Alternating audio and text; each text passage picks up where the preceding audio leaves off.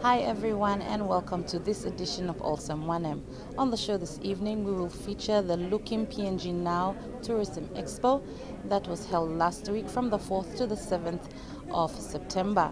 We will bring you a lot of interesting stories from the tour operators as well as the organizers of this event. But for now, let us be reminded of what PNG tourism is all about. With an array of languages now said to be 1,100, a unique diversity in cultural heritage, with an environment that boasts an abundance of flora and fauna, animal life, discovered mineral resources, and those yet to be discovered. So precious. Yeah. Island jewel. You are my island jewel. Oh shit.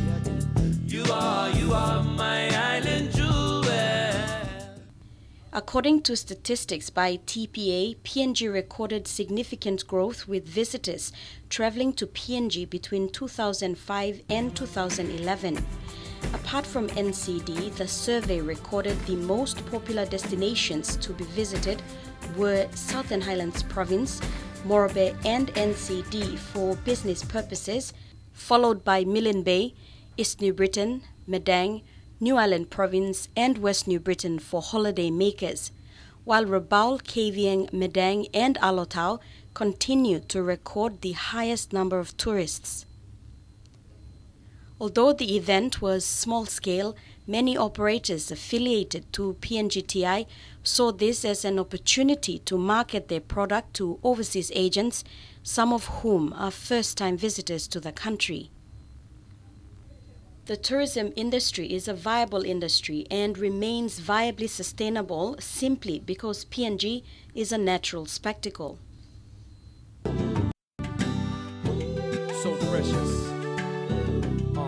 Yeah. Island jewel. You are my island jewel. Oh shit. You are my island jewel.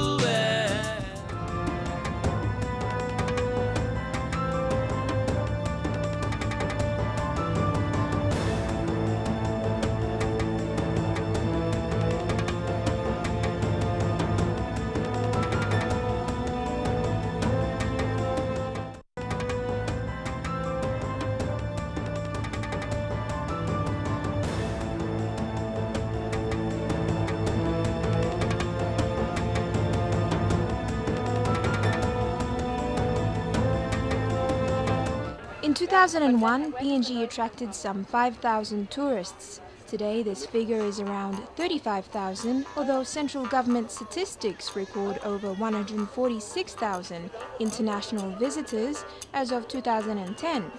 Domestic spending contributed to 98.1% of the industry's GDP, according to the World Travel and Tourism Council, and with the exception of a few locations, PNG's tourism industry remains local, although there are certain issues that still remain a hindrance for small operators throughout the country. One of the difficulties in tourism is probably the more interesting places are further away from the population centres, but the further you go, the more you create a logistics problem for yourselves. As for tourism potential in PNG in the future, well, we always say that PNG's got great potential for tourism, and it really has. It's got everything that everyone would want, pristine mountains, pristine ocean, great trekking, great diving, great surfing, a very, very vivid and alive culture.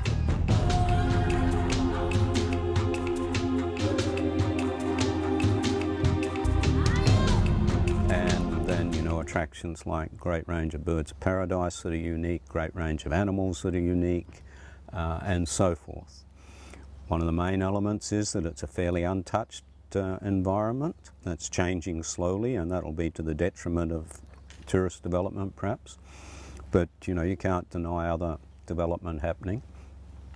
So yeah, we can always talk about PNG having huge potential for tourism. For tourism itself, We're not renowned as a tourism destination except in a few niche areas. So there's not massive numbers of people coming, so that means it's difficult to get going. You've got all of those issues with infrastructure, you know, like no roads across the country, so it's going to be expensive to go from one place to another because you've got to go by aircraft. And even a lack of infrastructure means that costs are very high, you know. Even for us, just to give you an example, you know, we're, what, 16 kilometres from the airport there, but, you know, that road, which is, you know, the Maggie Highway, just doesn't get maintained. So, you know, vehicles last 2 years when they should last 5 years if you're lucky, you know. And into the bargain, we actually pay, or we arrange to actually have the highway graded. We pay for it ourselves, you know. If we didn't, our vehicles would be damaged even a lot more quickly, and sometimes you can't even get through there. When I left the formal employment, I needed to just do something that would sustain myself and my family. So hence this Sunset Village Resort came up.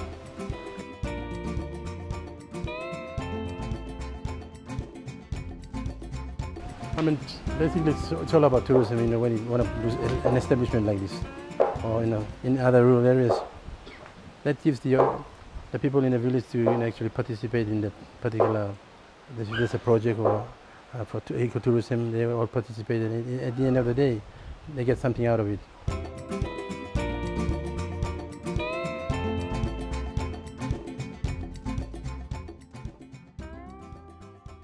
Security has always been a main concern for most travellers, but the Tourism Promotion Authority representatives elsewhere in the world continue to promote PNG as they believe that the country has a lasting impact on most visitors. None of these are new issues, nonetheless confronting issues for the trade because they've got to be addressed. But I wanted to place in context the reality of who we are and what we are here today, and what a remarkable place that Papua New Guinea is on the global stage of tourism. I take no greater delight in setting up PNG's office at ITB, the biggest tourism trade show in the world. 50,000 exhibitors, 250,000 visitors a day. It's the true international stage of tourism on the planet. And the one thing we can pretty much guarantee is every day in the daily newspaper of ITB, there's some sort of story happening about PNG. And it's not because we're throwing a shed load of money at PR and we've got fancy photographers running around. The reality of it is that the message that this destination gives to the world is a powerful one, a rich one, a rewarding one, and a compelling one. And like it or not, you're sitting on one of the truly great tourism products and destinations on the planet. For me, I guess because Papua New Guinea is not terribly well known, surprisingly, in the UK. And for me, having worked in the travel industry most of my life, it was a really good opportunity to actually get to know a new place for me.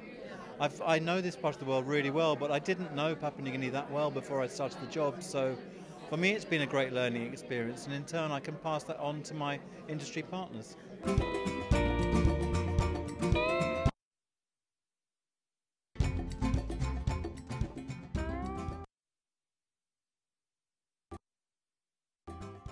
We have a whole array of different sort of people sending different numbers of people down. We're recently working quite extensively with the cruise industry, and they're sending sort of 100 cabin ships down, so, you know, 200 people at a time. And that's quite new for the UK market, so and that's a really exciting opportunity for us. To a degree, I think that is a challenge which we have to address. I think that you know, Papua New Guinea is not alone in that. Other destinations successfully market tourism well, South Africa, for example, and they have very real issues with crime and disorder and so on and so forth. I think it's something we have to be aware of, and I think it's something we have to have a coherent answer to, but it's not something that should put people off coming. I tend to be fairly honest with people. There are certain places where you need to be sensible and be cautious, but that applies to a lot of destinations around the world, and PNG is not alone in that, and it shouldn't put people off coming here.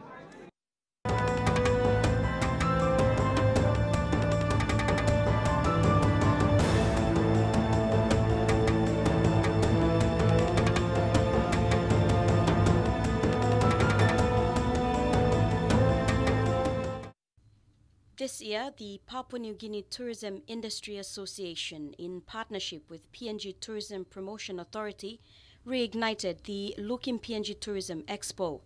The event was held at the Gateway Hotel, Port Moresby, and was attended by all within the industry. Look in PNG now Tourism Expo has been absent for a few years, but we are hoping that this year's show will be bigger and even better.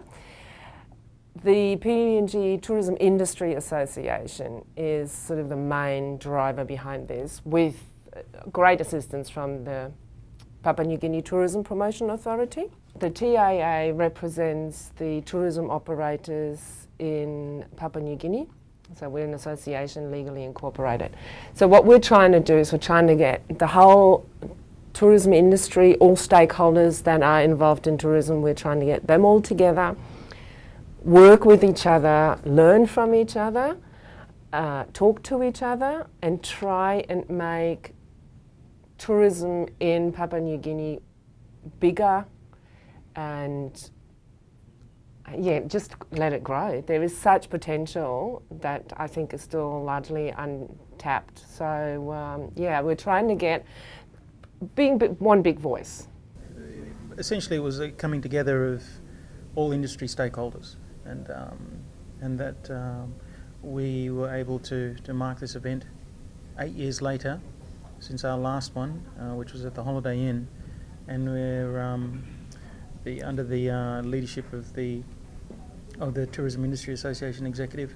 We plan to make this a fixed annual event in our calendar, in partnership with TPA, with a view of bringing all stakeholders together, from the operators to the hoteliers to the airlines to the overseas reps, coming together of stakeholders where we can interact with one another, make through our business appointments, operators meet wholesalers, exchange of ideas, exchange of product information, etc., and through that relationship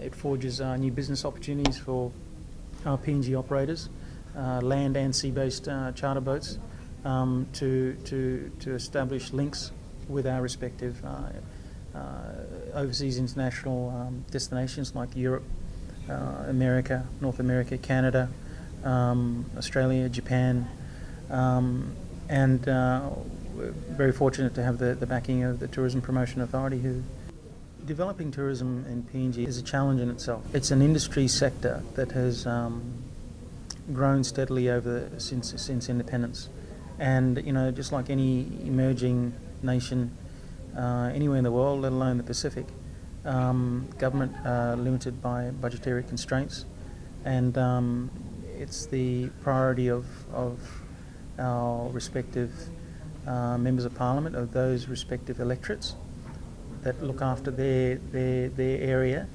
to consider the opportunities to promote and develop tourism, and if that is one of their priorities, then obviously infrastructure is a critical element in the advancement of tourism, and it's up to that partnership between the traditional resource custodians, or the gatekeepers of that resource, with the operators and the local member to address it, and to factor that into their budgeting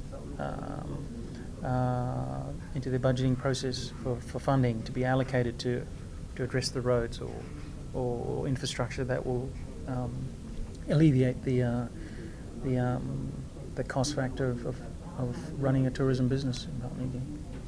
Okay, these travel agents are actually, some of them already sell PNG tourism packages. So we're inviting them to travel to PNG and get to meet in person with the local operators when they're exhibiting, and they also have a chance to travel out to the provinces, which we have organized pre and post tours for all the agents. So I guess from this expo, having our agents here we get them to be confident when they're selling the tourism or the tour packages to their clients, so they can be able to speak confidently to their clients and be able to eradicate some of the bad images that we have already out in our markets, our major markets like Australia. What we hope to achieve is firstly to expose our business, our company, Sepik Adventure Tours. We do mainly adventure tours on the Sepik River using traditional canoes, with motorized traditional canoes. And we also do a lot of other things. We do cruise ship handling, and we do film documentaries and many other things involved with tourism. We also do a bit of surfing under our sister company called Melanesian Adventure Tours Limited. Yeah, we're pleased to be here, to be part of the Looking PNG Expo. It's very important because then we have a very good network. We know industry members in Papua New Guinea, and then it's also advantageous because when you are in a network like this, you got good recognition and your reputation is protected. And we also have the opportunity to have connections with international markets where the source of tourism are, in like Europe and North America and Australia, Japan. Very important. Firstly, Kimby Bay has the most diverse marine life. It's very untouched. Kimby is classified, well, you know, with overseas people, like the ends of the earth. Hardly anyone comes to Papua New Guinea these days. I mean, they do for work and for tourism, but due to marine life, diverse marine life, diverse bird life, beautiful waters, calm waters, hardly any currents, especially in Kimby Bay. We don't have that bigger wave, so it's perfect for free divers. The currents are great for divers. Yeah, so it's very important. There's a lot to see here, very beautiful, and most importantly, it's very untouched. Well, we are looking into free diving. The fishing in Kimby Bay has been wonderful. So we've actually got an extension of Liama, which is by a fishing lodge, which is towards the east side of the island during East New Britain. That's a world-class fishing lodge. We have guests from all over the world that come in and book in months ahead. We've had a lot of, Robson Green, E.T., a lot of popular fishing shows that have come in and are wanting to come in the future as well. So fishing, we'd like to concentrate on the fishing, concentrate on extending accommodation, because it's been quite popular. For people in Kimby, well, we cater more for the locals in Kimby, because they're our best. They're here all the time and they're the ones that support us the most. So they can bring their families here, enjoy a restful day. We've got beauty and salon facilities for guests to come in. We've got tennis court, basketball court, swimming pool, coffee shop. So when Kimby people want to get away from their own home life, they're happy to come and join us here. Okay, cool.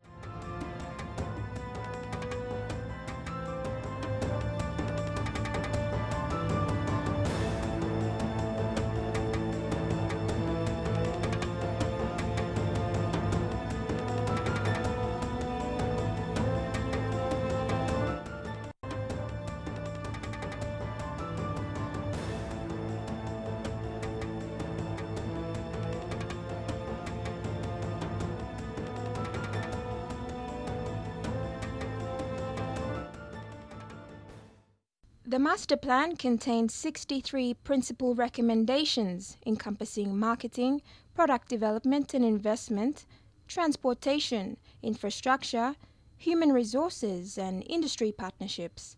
It was launched in 2007. However, according to Tourism Promotion Authority Chief Executive Officer, it has not been carried out because of funding shortage.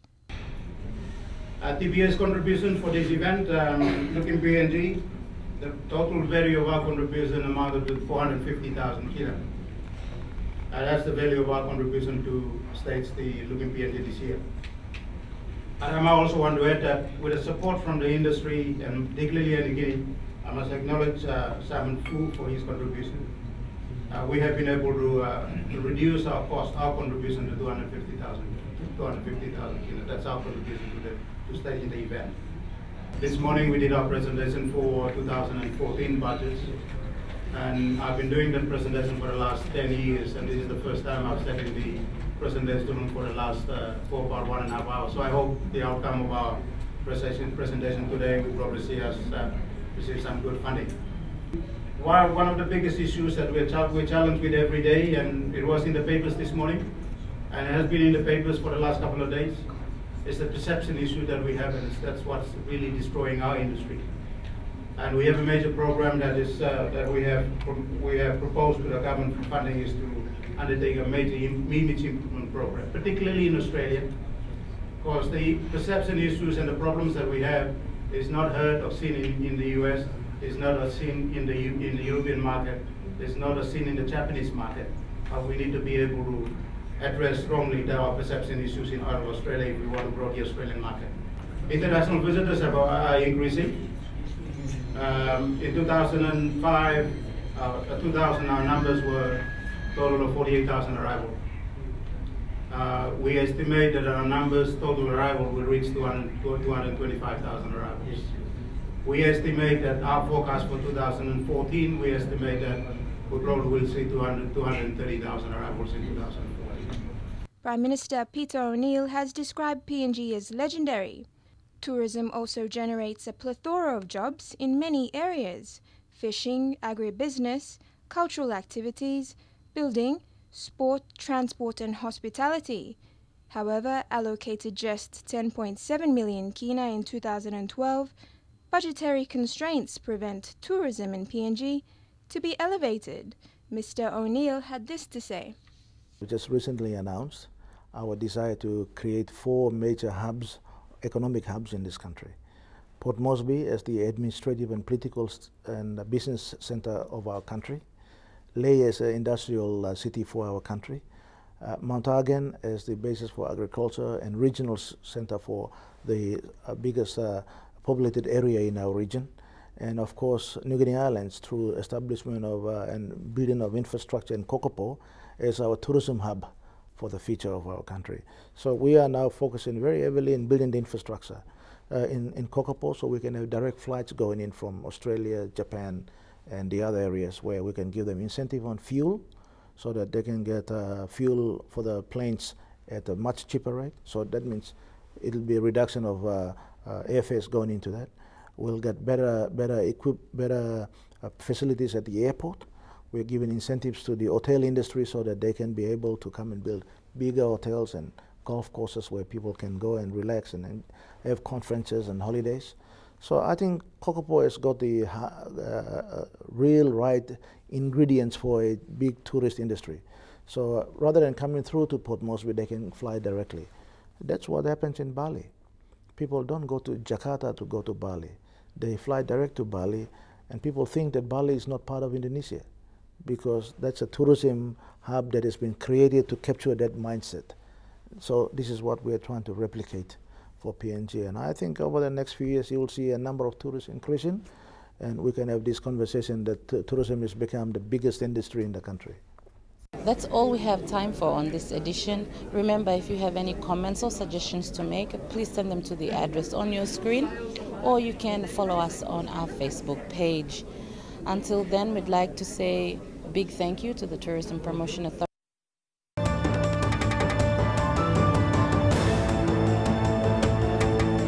Olsem would also like to say a very big happy